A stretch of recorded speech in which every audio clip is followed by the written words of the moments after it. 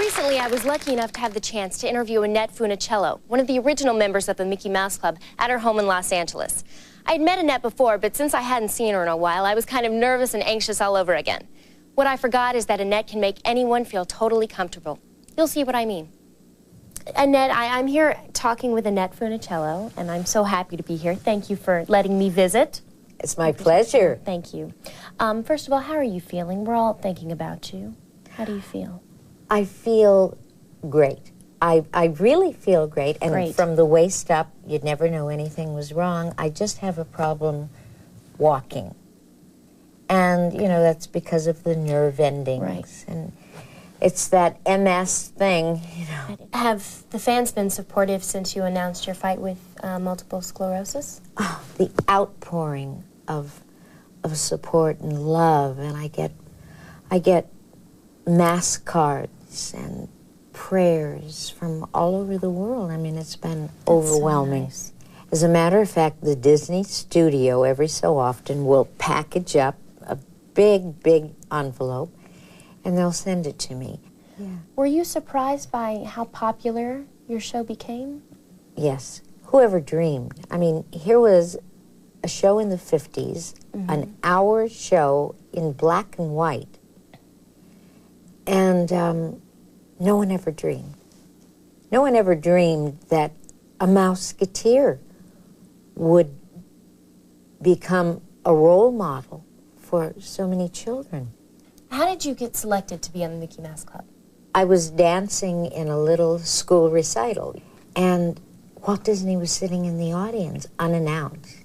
So he saw me dance, and then later called the dancing school to ask if they could bring in the little dark-haired girl for an audition. And that's the way it happened. Do you remember the first time you saw the show on television? What was it like seeing the first show? We were on the road, as a matter of fact. We went out to promote. We were on a big bus. We got caught in a snowstorm, and our show was premiering in the evening, so we thought we'd make it back to the hotel, and we got stuck in the snow. So there was a big delay, and we thought, we're going to miss our show. We're going to miss the opening night of the show. So Jimmy Dodd said to the driver, let's just cruise until we find a home with a lot of bicycles outside. Maybe we can go in and see the show. So Jimmy home with Dodd, a lot of bicycles. Had to mean kids were there. Exactly. Okay. So Jimmy Dodd walked up and he knocked on the door. And he said, hi, I'm Jimmy Dodd, and I've got a busload of Mouseketeers. And the people said, yeah, right, you've got Mouseketeers. He said, no, look in the bus, there they are. So they invited us in. We got to see our first show. And these that people night. let you come into their home? And they called their neighbors, hey, come on over, we're going to see the show. What a cute story. Yeah, that's so isn't that neat. special? Now, Walt Disney had quite an impact on my life, and I never even met him. What was it like just being around him and working with him? He was very supportive of me. I found him to be very shy, believe it or not. And he was just so down to earth, so easy to talk to, you know. I would ask him a couple of things from time to time, like I wanted to change my name. No one could pronounce Funicello. And he said, no, young lady, you can't change your name. You can't change your name. It's very melodious, and no, I like your name. What do you think Walt Disney would think of our show?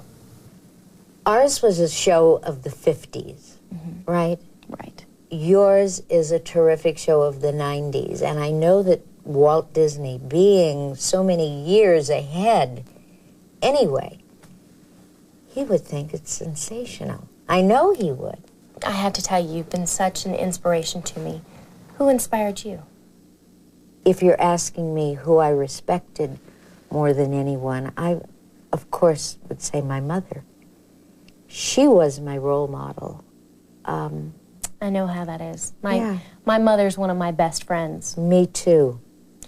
How do you feel about Mickey Mouse, and what kind of impact do you think he's had on the world?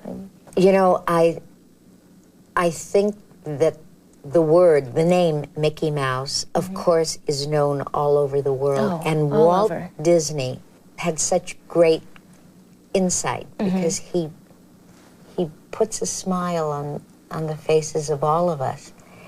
And I read somewhere where his wife said, you know, as he was drawing this little mouse, and she said, "Honey, people are afraid of mice. I don't think it'll ever go over." Oh, and he no. said, "Yes, I think this one will." And of course it did. The Mickey Mouse Club means so much to me. I mean, it gave me my start. I owe everything to those ears. I was trying to think of a great way to close this piece, but then I decided, how are we going to close this piece other than that? How can we? Now it's time to say goodbye to all our company. M-I-C, see you real soon. K-E-Y. Why? Because we love you. M-O-U-S-E. Annette, thank you so much. Mwah.